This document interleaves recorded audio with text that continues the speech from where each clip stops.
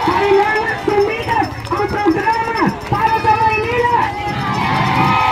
Kailangan ang sumikat dito ay ang taong bayan.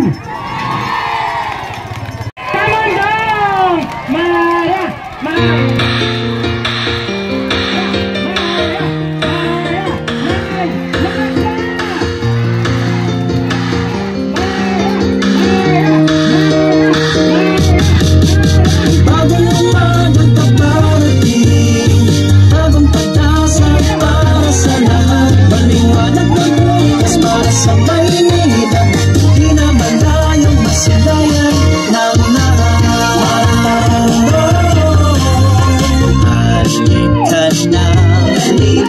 Natin harapin ang panibagong himaya na masaya, masaya puno ng pag-asa. Maaabot natin ang pangarap na matagal natin hinimiti. Nag-iisa at sa simaratamdong ating pag-asa.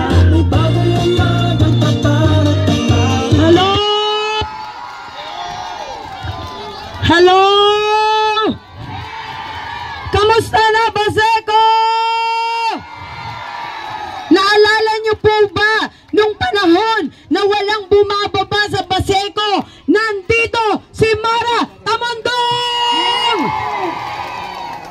Nung panahon na kayo po ay hindi pinapansin, nung panahon na tayo po ay hirap na hirap, nandito po si Super Mara Tamandong! Dahil naniniwala po ako, ang tunay na Manileño ay maglilingkod sa lahat ng oras. Gusto ko po malaman ninyo na ako po ay talagang nandito. Kayo po ay nandito sa aking puso. Araw-araw, iniisip ko po kung anong magiging kalagayan ng Baseco. Gusto ko pong malaman ninyo na ang inyong tahanan kailanman ay hindi dapat mawala. Gusto kong masiguro na ang ating mga anak at mga apo ay mayroong makikitang tahanan ng pamilya. Naalala ko po, noong 2022 hanggang ngayon, ako po ay pabalik-balik dito sa Baseco sapagkat sabi ko nga, ang Baseco po ay pangalawang tahanan ko na. Sa inyo ko po nakita ang tunay na sitwasyon ng Maynila. Sa inyo ko po naramdaman na kailangan maging tunay magpapalipad lang ako ng drone. Tayo sa puso at gawa.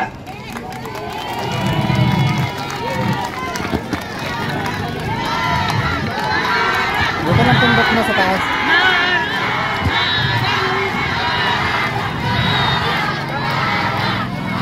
Hindi ko na po kakayanin kung kayo ay lolokohin pa.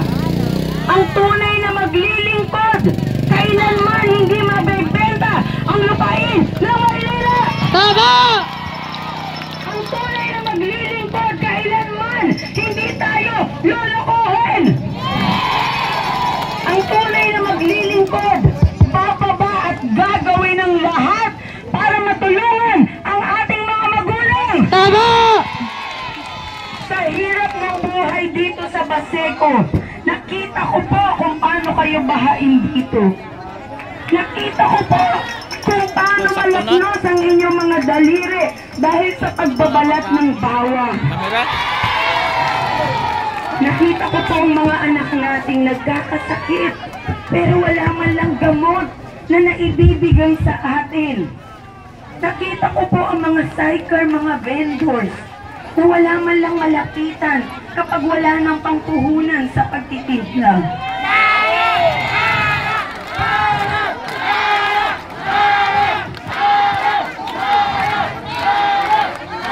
Nakita ko po ang mga kapatid nating Muslim kung paano pabayaan at tapakan ng mga politiko na yan. Mga trapong politiko na walang alam kung hindi gamitin ang mga katulad nating tunay na Manileño. Ang mga kabataang Muslim, wala man lang electric fan. Wala man lang upuan. Ngayon nandito sila at sasabihin na ganito ang gagawin nila.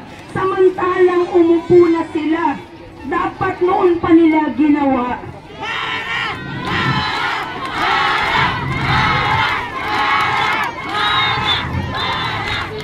Gusto ko pong maunawaan ninyo na ang damdamin natin ay iisa lamang. Damdamin ng isang magulang para sa kanyang anak at anak para sa kanyang mga magulang.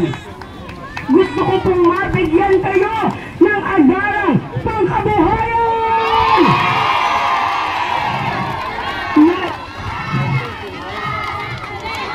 Na ang pangkabuhayan na yan ay direkta sa Manileño!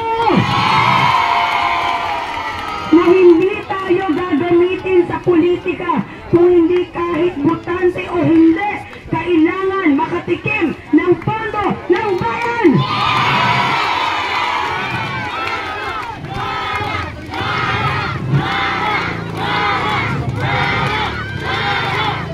Tignan po ninyo ang kapaligiran. Ang inyong mga tahanan na halos mag-iba na dahil hindi po mapaayos. Nasaan ang pondo ng bayan? Gusto kong masiguro ninyo na ito ay agarang aaksyonan ni Mara Tamundong na malagyan ng titulo ang lupain na inyong tinitirahan.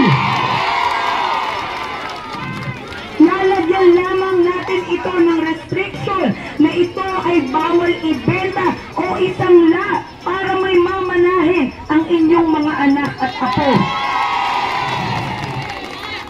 Para sa ating mga senior citizen, dagdag benepisyo na 2,000 kada buwan! Ano mang pilitin nila na gayahin ang aking programa, hindi nila ito magagawa sapagkat hindi ito galing sa kanilang puso.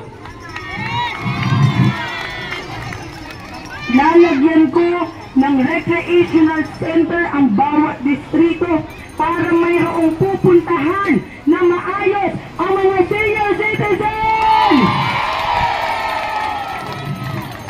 Nakita nyo ang hirap ng buhay natin. Hanggang ngayon, tayo po ay nagpuburol pa rin sa kalsada. Ito po ang senyales ng kahirapan na sukdulan ibinigay sa atin. Kaya naman agarang magbababa ako ng libreng burulan na disente sa bawat barangay. At sisiguraduhin ko na ang inyong mga anak, ang ating mga apo ay mag-aaral sa eskwelahan dahil lalagyan natin ng malaking budget ang edukasyon.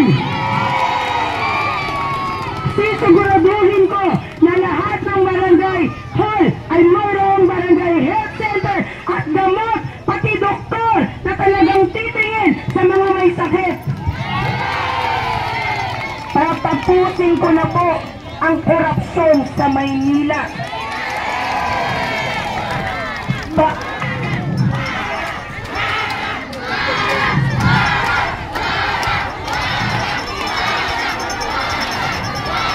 Bawat sentimo kailangan matanggap ng Manileño! Ipapaskil ko ang lahat ng budget na dapat ibaba sa ating lahat. Dito po matutuldukan ang korupsyon sa Maynila. At ang mga taong nagkasala ay kailangang managot sa ating batas. Dahil hindi ako papayag na ang mga katulad nating Manileño ay pahirapan pa dito sa atin sa Maynila. Kaya sana po, buksan ninyo ang ating mga puso. Sana wag po kayong magpadala dahil sila po ay sikat. Alalahanin po ninyo ang kailangang sumikat dito ay ang taong